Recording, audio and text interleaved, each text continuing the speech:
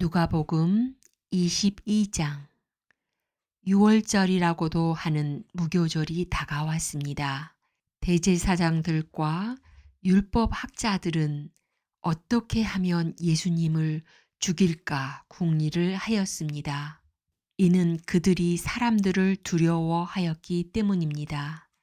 사탄이 12 제자 중 하나인 가룟이라고 하는 유다에게로 들어갔습니다. 유다가 대제사장과 성전 수비대장에게 가서 예수님을 그들에게 어떻게 넘겨줄지를 의논하였습니다. 그들은 기뻐하면서 유다에게 돈을 주겠다고 약속했습니다. 유다도 찬성하고 사람들이 없을 때에 예수님을 그들에게 넘겨줄 적당한 기회를 찾았습니다. 유월절 양을 희생제물로 바치는 무교절이 되었습니다.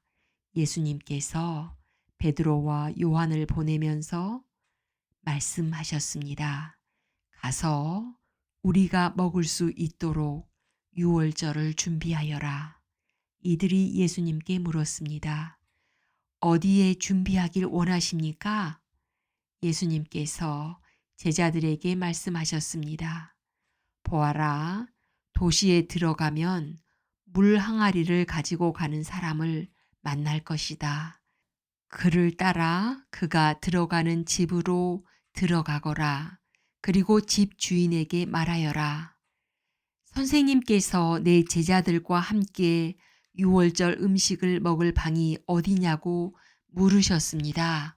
그러면 그 사람이 위층에 있는 정돈된 큰 방을 보여줄 것이다. 거기서 유월절을 준비하여라. 베드로와 요한이 가보니 모든 것이 예수님께서 말씀하신 그대로였습니다. 그들은 그곳에서 유월절을 준비하였습니다. 때가 되어 예수님께서 식사 자리에 앉으셨습니다. 그리고 제자들도 예수님과 함께 앉았습니다. 예수님께서 제자들에게 말씀하셨습니다. 내가 고난을 받기 전에 너희와 함께 이 유월절 음식을 먹기를 간절히 바랐다. 내가 너희에게 말한다.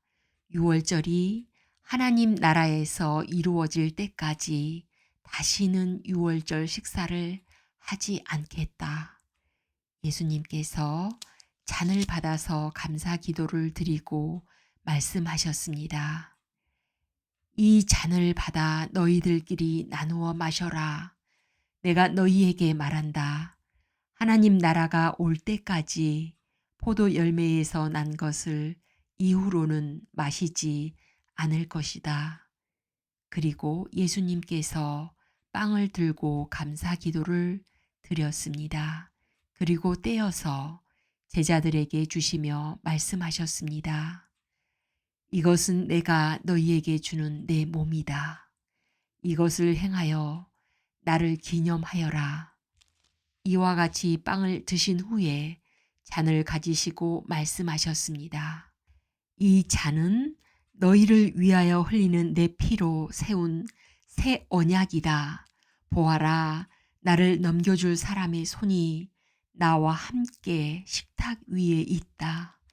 인자는 정해져 있는 대로 갈 것이나 인자를 넘기는 그 사람에게는 화가 있다.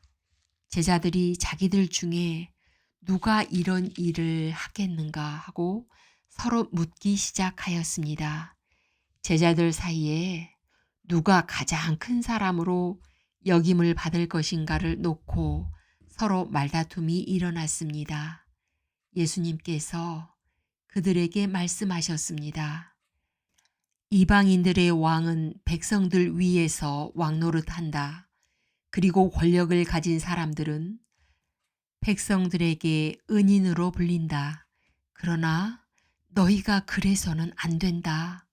너희 중에 가장 큰 사람은 가장 어린 사람처럼 되어야 하고 지도자는 종처럼 되어야 한다. 식사 자리에 앉아 있는 사람과 그를 시중드는 사람 가운데 누가 더 큰 사람이냐? 식사 자리에 앉아 있는 사람이 아니냐? 그러나 나는 섬기는 사람으로 너희 가운데 있다. 너희는 내가 시험을 당할 때 나와 함께 있었다.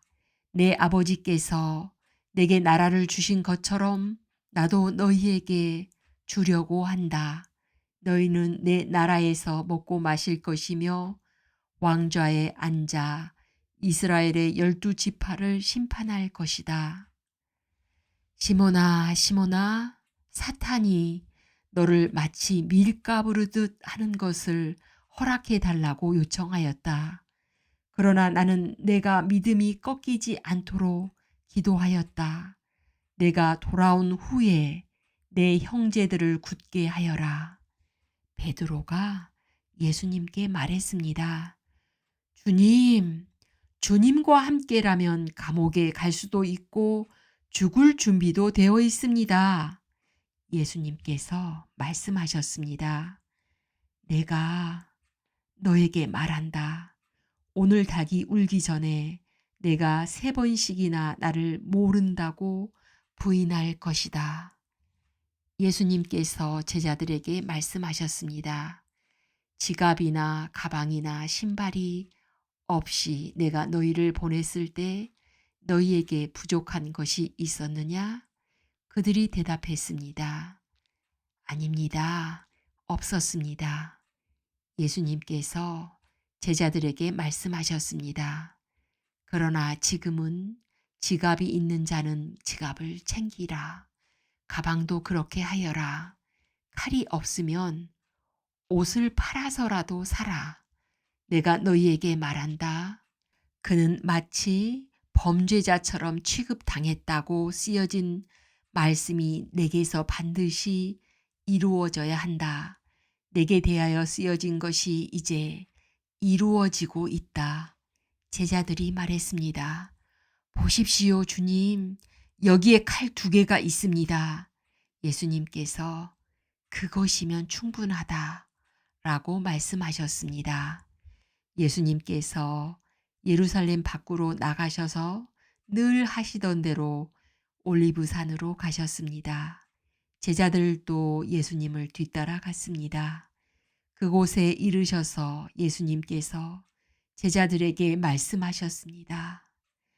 시험에 들지 않게 기도하여라. 그리고 제자들을 떠나 돌을 던져 닿을 만한 곳에 가셔서 무릎을 꿇고 기도하셨습니다. 아버지, 만일 아버지의 뜻이라면 제게서 이 잔을 없애 주십시오. 그러나 제 뜻대로 되게 하지 마시고 아버지의 뜻대로 이루어지게 하십시오. 그러자 하늘로부터 천사가 나타나 예수님께 힘을 북돋워 주었습니다. 예수님께서 고통스러워하시며 더 간절히 기도하셨습니다. 땀이 마치 핏방울처럼 땅에 떨어졌습니다. 예수님께서 기도하기를 마치시고 일어나 제자들에게 가셨습니다. 그리고 제자들이 슬픔에 지쳐 잠들어 있는 모습을 보셨습니다. 예수님은 그들에게 말씀하셨습니다. 왜 잠을 자고 있느냐? 일어나라. 그리고 시험에 들지 않게 기도하여라. 예수님께서 말씀하고 계실 때 사람들이 몰려왔습니다. 12 제자 가운데 하나이며 유다라고 불리는 사람이 사람들을 이끌고 왔습니다. 그리고 예수님께 입맞추려고 가까이 다가왔습니다. 그러나 예수님께서 유다에게 말씀하셨습니다. 유다야, 입맞춤으로 인자를 넘기느냐? 예수님 곁에 있던 사람들이 돌아가는 상황을 보고 예수님께 말했습니다. 주님, 칼로 이들을 칠까요? 그들 가운데 한 사람이 대제사장의 종의 오른쪽 귀를 칼로 베었습니다. 예수님께서 말씀하셨습니다. 그만두어라. 그리고 그 종의 귀를 만져 고쳐주셨습니다. 예수님께서 체포하려고 온 대제사장과 성전 수비대와 장로들에게 말씀하셨습니다. 강도를 잡듯이 칼과 몽둥이를 가지고 왔느냐? 내가 매일 성전에서 너희와 함께 있었다. 그러나 너희는 내게 손을 대지 않았다. 그러나 지금은 너희의 때, 곧 어둠이 다스리는 때이다. 그들은 예수님을 체포하여 대제사장의 관사로 데리고 갔습니다. 베드로도 그들과 멀찍이 떨어져서 뒤따라 갔습니다. 사람들이 정원 한가운데 불을 피우고 둘러 앉았습니다. 베드로도 그들과 함께 앉았습니다. 하녀 하나가 모닥불 곁에 앉아있는 베드로를 보고 노려보며 말했습니다. 이 사람도 예수와 함께 있었어요. 베드로가 부인하며 말했습니다. 여보시오, 나는 예수를 모르오. 조금 전에 또 다른 사람이 베드로를 보고 말했습니다. 당신도 그들과 한패요. 그러자 베드로가 말했습니다. 이 사람아, 나는 아니야. 약 1시간 후에 다른 사람이 주장했습니다. 분명히 이 사람도 예수와 한패요. 이 사람도 갈릴리 출신이니까. 그러자 베드로가 말했습니다. 여보시오, 나는 당신이 무슨 말을 하는지 알지 못하오. 베드로가 말하고 있을 때 닭이 울었습니다. 주께서 돌아서서 베드로를 보셨습니다. 베드로는 주께서 오늘 닭이 울기 전에 내가 나를 3번이나 모른다고 부인할 것이다 라고 하셨던 말씀이 기억났습니다. 그래서 베드로는 밖으로 나가서 몹시 울었습니다. 예수님을 지키던 사람들이 예수님을 모욕하고 놀렸습니다. 그들은 예수님의 눈을 가리고 물었습니다. 알아맞혀 보아라. 너를 때린 자가 누구냐? 그 사람들은 여러 가지 말로 예수님을 모독하였습니다. 날이 밝자 백성의 장로들, 곧 대제사장들과 율법학자들이 함께 모였습니다. 그리고 예수님을 그들의 법정으로 데리고 가서 물었습니다. 진정 내가 그리스도인지 우리에게 말해 보아라. 예수님께서 그들에게 말씀하셨습니다. 내가 너희에게 말해도 믿지 않을 것이다. 또한 내가 물어도 너희가 대답하지 않을 것이다. 그러나 이제부터 인자가 전능하신 하나님의 오른쪽에 앉게 될 것이다. 그들이 모두 물었습니다. 그러면 당신이 하나님의 아들이요? 예수님께서 그들에게 대답하셨습니다. 내가 그렇다고 너희가 말했다. 그들이 말했습니다. 우리에게 무슨 증거가 더 필요하겠는가? 우리가 직접 이 사람의 입에서 나오는 소리를 들었다. 아멘.